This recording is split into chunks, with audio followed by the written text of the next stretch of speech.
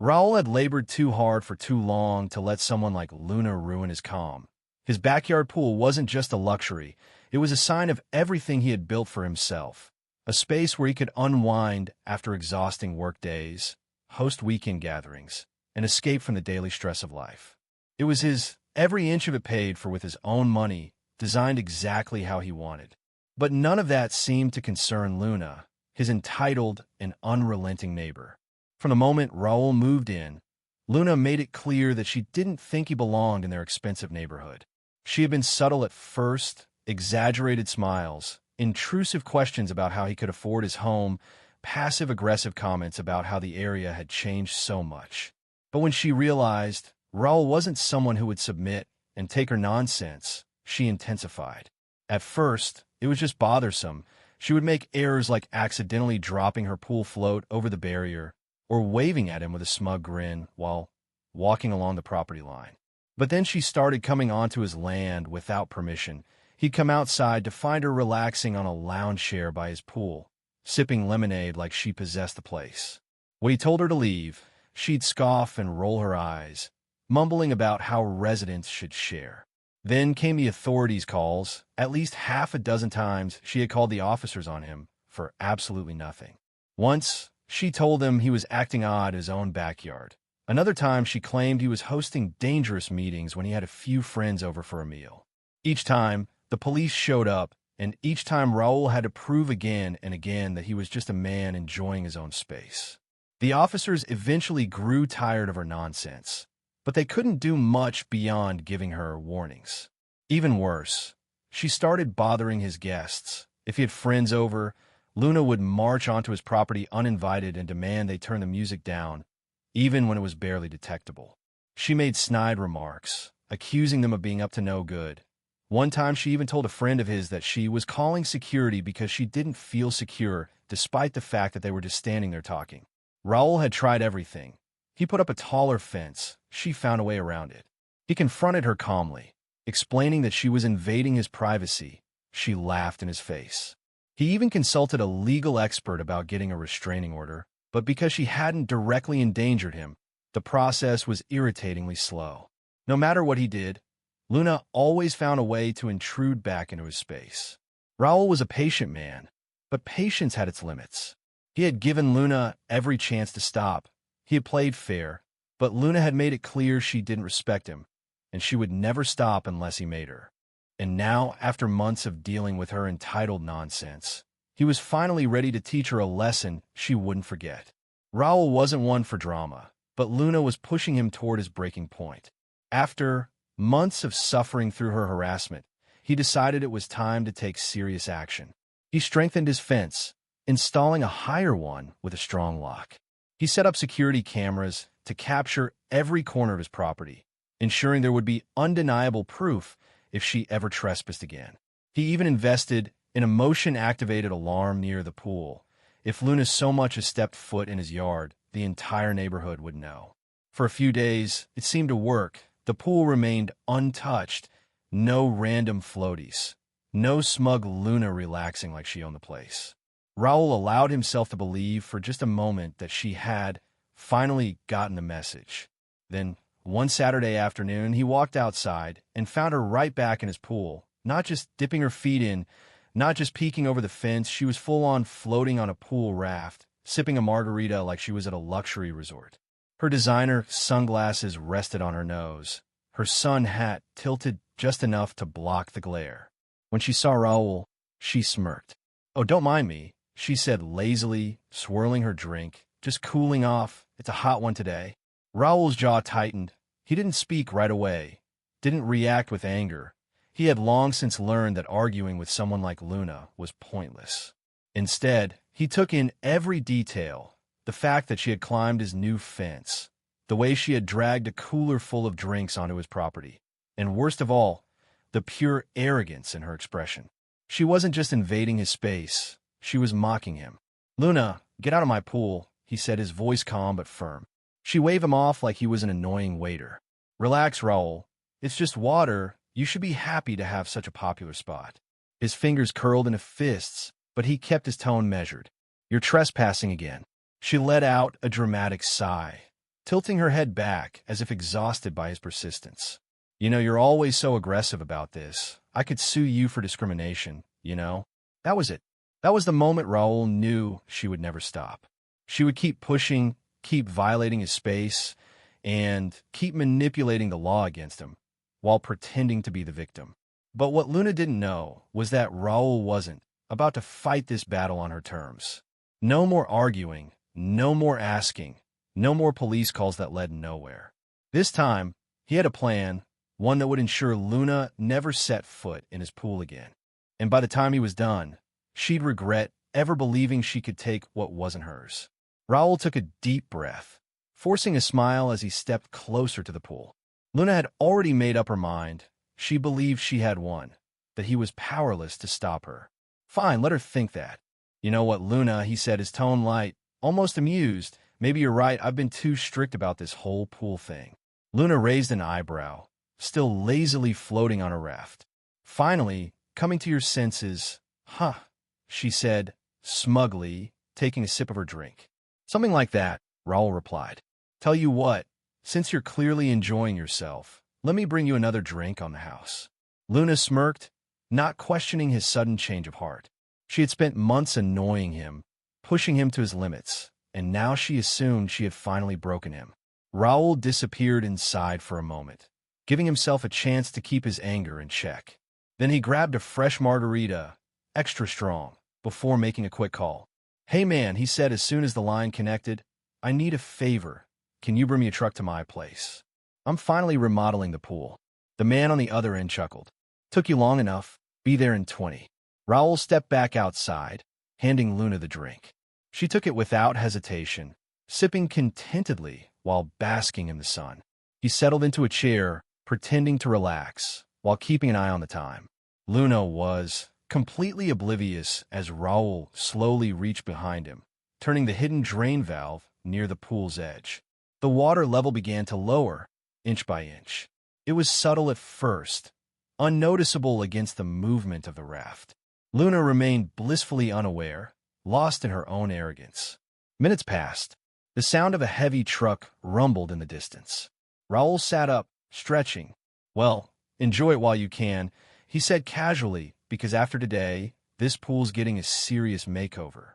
Luna opened one eye. Oh, what's that supposed to mean?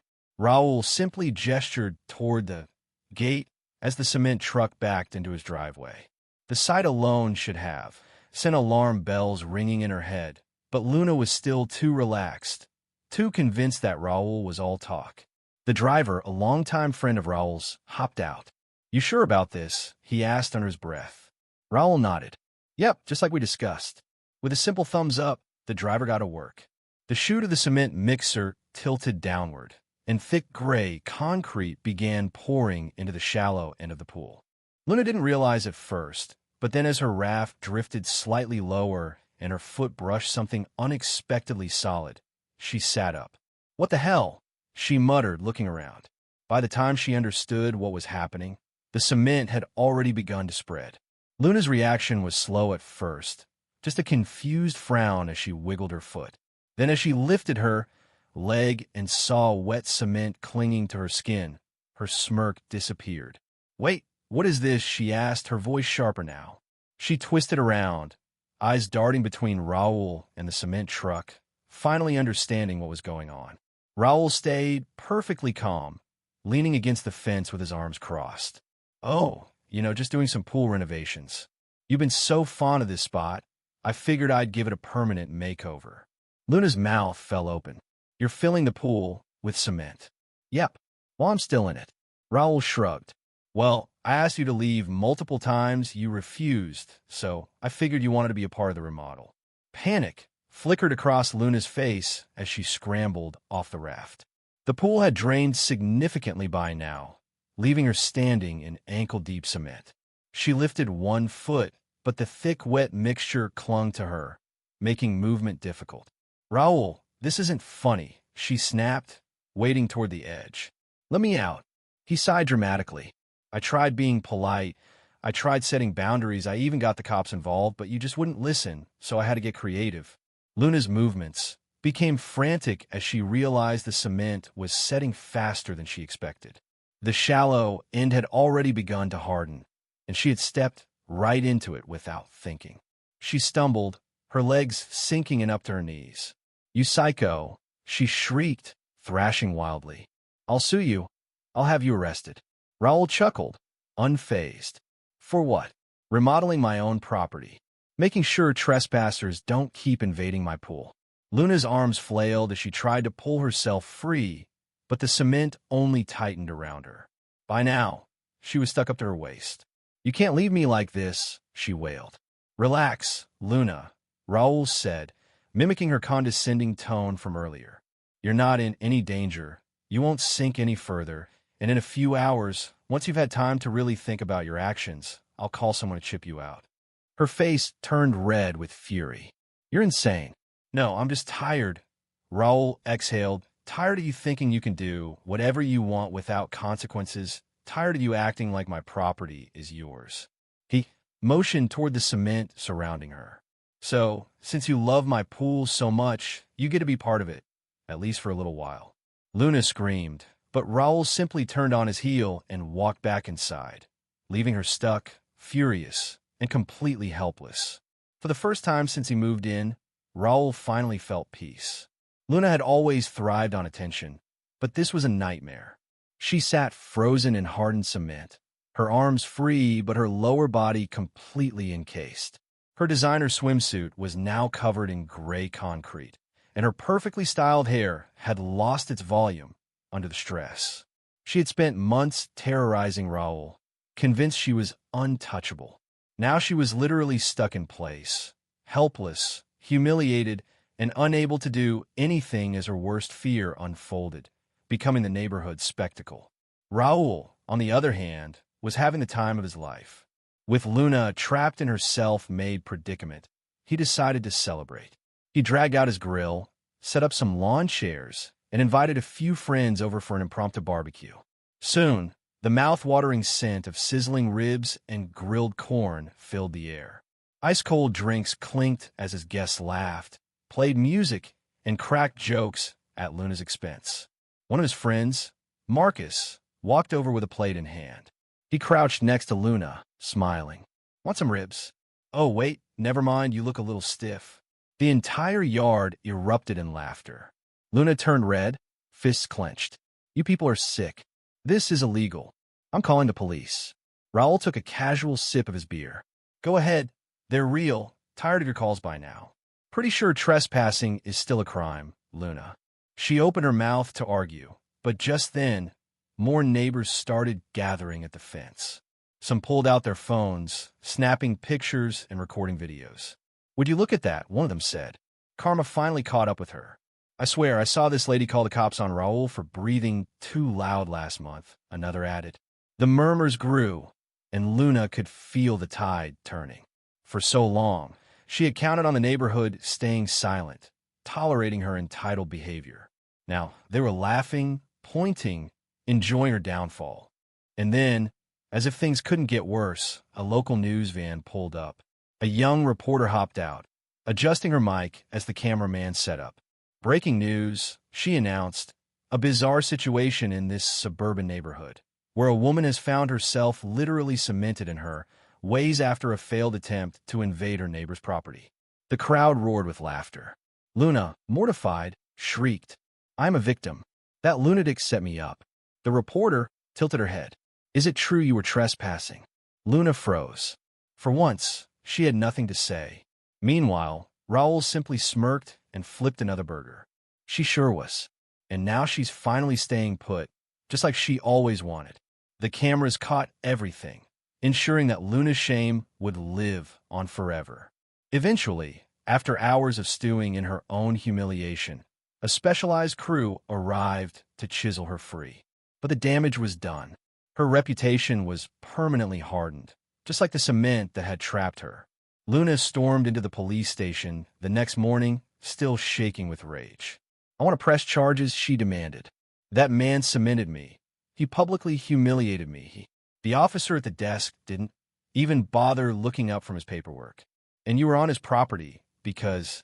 Luna's jaw tightened. "That's not the point." The officer sighed, finally meeting her glare. Actually, it is the point. You trespassed again. You've already got a record of false police reports and property violations.